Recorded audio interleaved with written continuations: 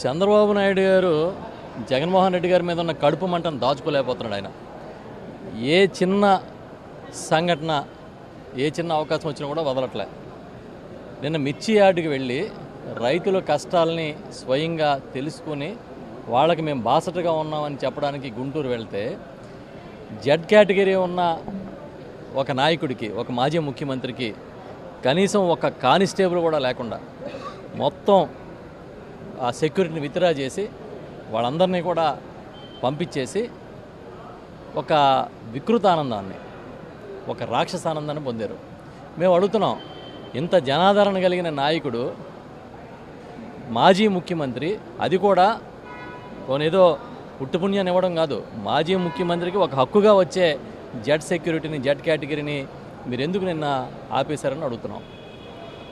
అంటే మీరు ఏది చేసి జగన్ గారిని ఎలా నిరోధించాలనే ప్రయత్నమే తప్ప మరొకటి ఏం కనిపించట్లే. పైగా కేసు పెట్టారు ఆయనతో పాటు ఒక 9-10 మంది నాయకుల మీద. ఎందుకు? మిర్చి యార్డుకి వెళ్ళి రైతులను పరామర్శించినందుకు. ఎన్నికల నిబంధనలు అమల్లో ఉన్నాయి కాబట్టి కేసు పెట్టామంటున్నారు. మరి మీ మ్యూజికల్ నైట్కి ఎన్నికల నిబంధనలు అడ్డు రాలేదా? మీరంతా మ్యూజికల్ నైట్కి వెళ్ళి ఎంజాయ్ చేశారు కదా 15వ తారీఖు రాత్రి విజయవాడలో. అక్కడ కూడా ఎలక్షన్ కోడ్ ఉంది కదా. మరి దానికేం అడ్డు రాని ఎన్నికల కోడ్ రైతులను పరామర్శించడానికి వెళ్తే ఎందుకు అడ్డు వచ్చింది? మేము ఒకటే చెప్తున్నాం, మీరు ఎన్నన్నా చేయండి, ఏదైనా చేయండి, జగన్మోహన్ రెడ్డి గారు జనం మనిషి, ఆయన అడ్డుకోవడం మీ వల్ల కాదు. పోనీ ఆయన ఏమి సరదాకి వెళ్ళలే, పోనీ ఎన్నికల ప్రచారానికి వెళ్ళలేదు, పలానా ఓడికి ఓటేయమని చెప్పలేదు, కనీసం మైక్లో మాట్లాడలేదు. కేవలం రైతులతో మాట్లాడి వాళ్ళ కష్టాలు, సాధక బాధకాలు విందామని వెళ్ళారు. వెళ్తే ఆయన మీద కేసు పెట్టారు. దీనివల్ల మీ స్థాయి దిగజారిపోయింది, కానీ ఇంకేం జరగలే. మేము చెప్తున్నాం, మా నాయకుడి రక్షణ పట్ల, భద్రత పట్ల మేము అందరం కూడా ఆందోళనగా ఉన్నాం. కేంద్రం కూడా జోక్యం చేసుకోవాలి.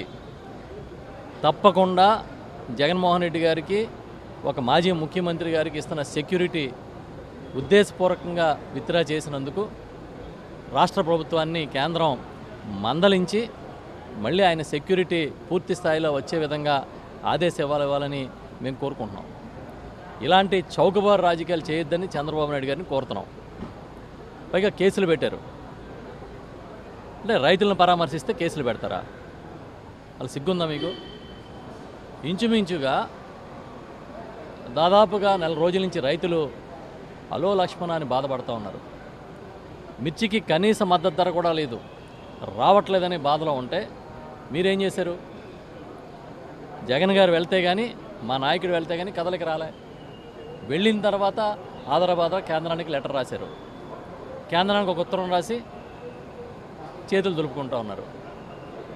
ఇదే రాజకీయం, ఇదేమి ప్రభుత్వం అని అడుగుతున్నాం.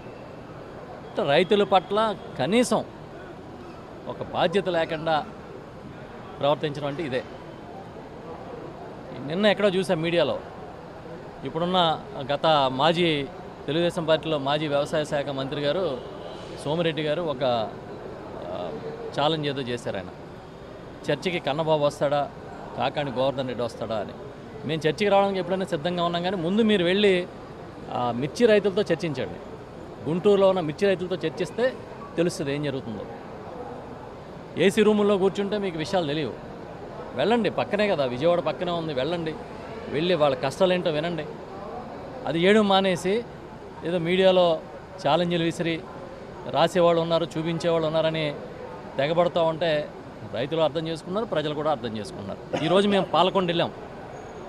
మా నాయకుడు జగన్మోహన్ రెడ్డి గారు ఒక పరామర్శకు వెళ్తే అక్కడ పోటెత్తిన జనాన్ని చూడండి. సెక్యూరిటీ ఇవ్వడం అనేది మీ బాధ్యత అనే విషయాన్ని మర్చిపోవద్దని నేను చంద్రబాబు గారికి హితవు పలుకుతున్నాను.